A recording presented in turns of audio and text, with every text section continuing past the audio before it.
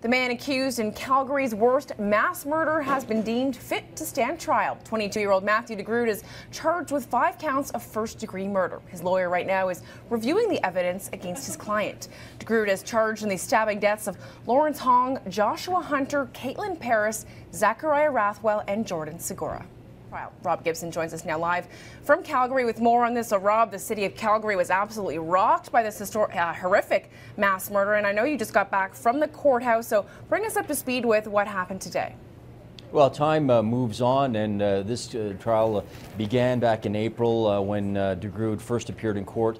They sent him for a psychiatric assessment. Now, that's a 30-day assessment where he undergoes a series of tests over the course of 30 days. Today, he was back in court, and he has been remanded until July 22nd. He has been found fit to stand trial, but according to his defense attorney, Alan Fay, there is a big difference between being found fit to stand trial and not criminally responsible. Let's listen.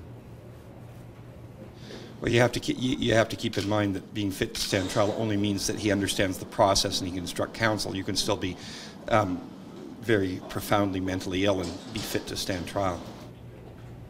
Alan Fay went on to explain that he has not gone over all of the evidence. He was given a hard drive that contains thousands of pages of documents, photos, videotaped testimony from witnesses, presumably other people who were at that party where Matthew DeGroot allegedly showed up after going to work, mingled for about a half an hour, and then apparently went on a stabbing spree. So they've got a lot of work to do in the next 2 months to figure out a defense.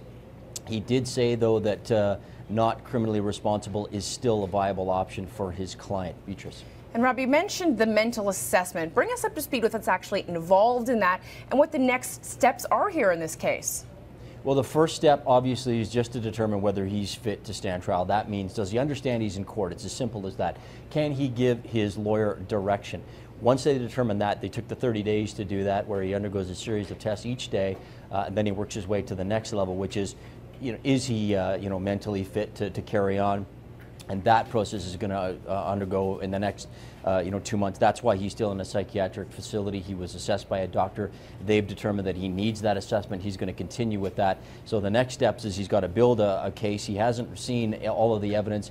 Alan Fay will have to go through those documents, all of that testimony, and from there he's going to build his case. It sounds to me as if he's going to lean towards the not criminally responsible. But of course, if the evidence doesn't support it and his client is found mentally fit, then we'll have to see where it goes from there. Beatrice? We'll have to wait and see, Rob, whether the families of these victims do react in light of today's court proceedings. Appreciate this update. Anytime. That's our very own Rob Gibson reporting live from Calgary.